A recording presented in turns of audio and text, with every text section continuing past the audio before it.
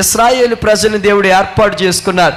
నేను మీ పక్షాన్ని ఉంటాను, నేను మిమ్మల్ని నడిపిస్తాను, మీకు పగలు మేఘస్తంభంగా రాత్రి అగ్నిస్తంభంగా ఉంటాను, మీ ప్రతి అవసరత నేను తీరుస్తాను అని చెప్పి ఐగుప్తులో నుంచి ఇశ్రాయేలు ప్రజలను షూరు అనే ప్రాంతం వరకు తీసుకొచ్చాడు.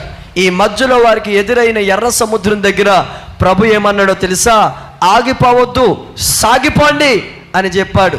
వెనకాల శత్రువులు నేను చూసుకుంటాను, ముందర సముద్రము నేను చూసుకుంటాను. ఎందుకు ఆయన చూసుకుంటున్నాడో తెలుసా?